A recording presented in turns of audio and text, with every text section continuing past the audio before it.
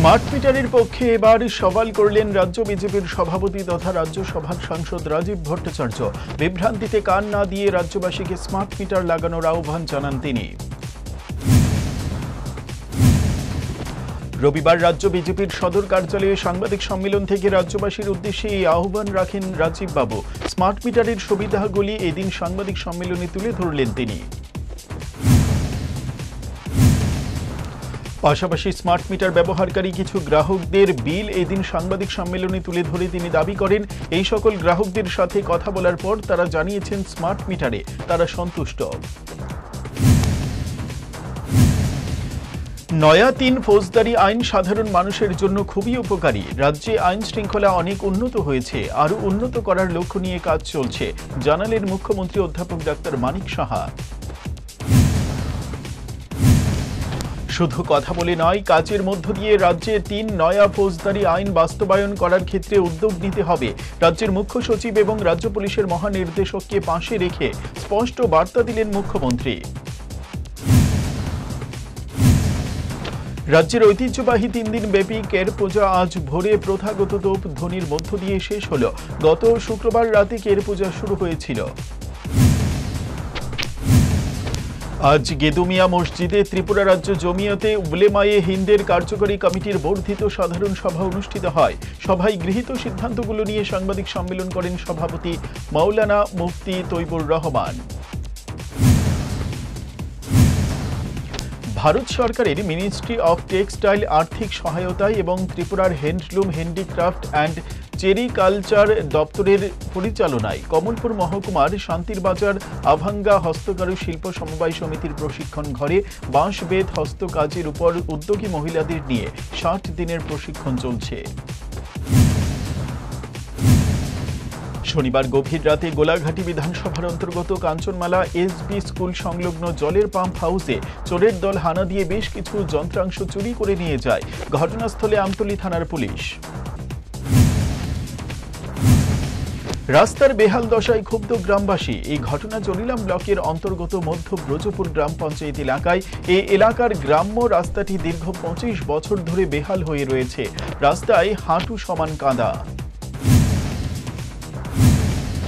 রাস্তা দিয়ে হাঁটতে হলে পথচারীকে স্কুল ছাত্রছাত্রী এবং গ্রামবাসীদের জুতো হাতে নিয়ে হাঁটতে হয়। বহুবার গ্রামের মানুষ গ্রাম পঞ্চায়েত এবং নেতৃত্বদের জানিয়েছেন রাস্তাটিকে ব্রিক সোলিং করে দেওয়ার জন্য।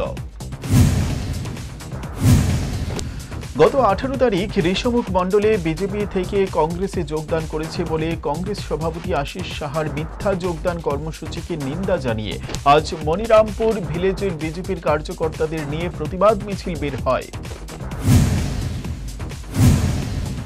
ভোট আসে ভোট যায়, কিন্তু হাল ফেরে না জনজাতি এলাকা এবং জনজাতিদের। এমনই একটি ঘটনার ছবি উঠে এলো বিলোনিয়া মহকুমার ঋষমুখ ব্লকের অন্তর্গত কৈলাসনগর এডিসি ভিলেজের ছনখোলা বাড়ি এলাকা থেকে।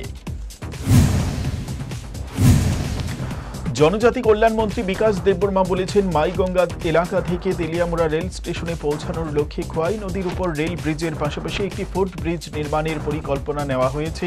এর জন্য জনজাতি কল্যাণ দপ্তর থেকে ২ কোটি টাকা বরাদ্দ করা হয়েছে। আজ তেলিয়ামুড়া আরডি ব্লকের অন্তর্গত মাইগঙ্গা বাজারে বিজেপির দলীয় কার্যালয়ে আয়োজিত এক বৈঠকে এই কথা জানান তিনি।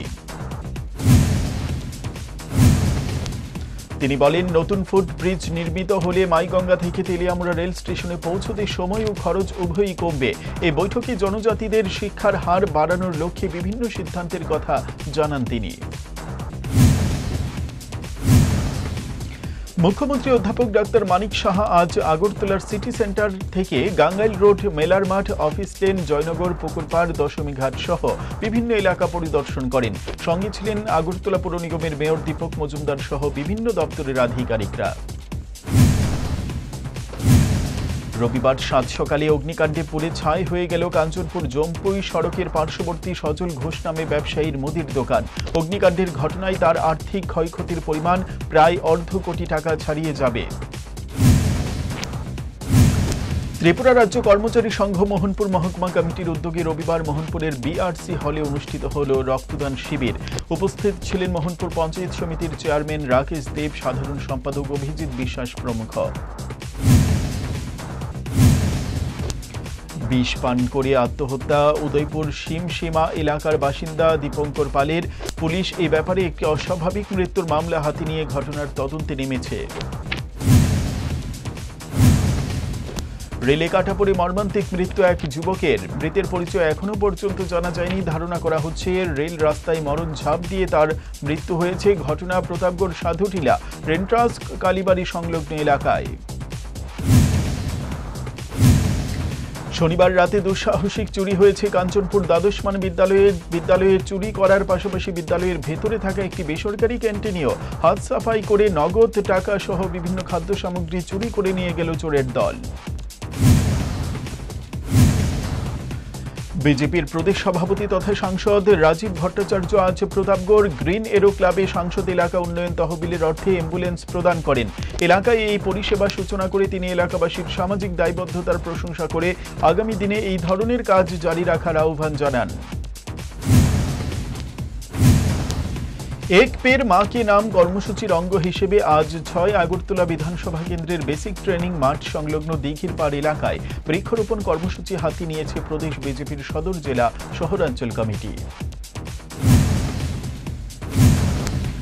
নেতাজি সামাজিক সংস্থা আয়োজিত কর্ণ বাহাদুর গুরুং স্মৃতি 5A site knockout football tournament শুরু হচ্ছে 25শে জুলাই থেকে। 3 দিন ব্যাপী আয়োজিত এই ফুটবল টুর্নামেন্টে ড্রপ গেট স্থিত নেতাজি সামাজিক সংস্থা সংলগ্ন খেলার মাঠে অনুষ্ঠিত হবে।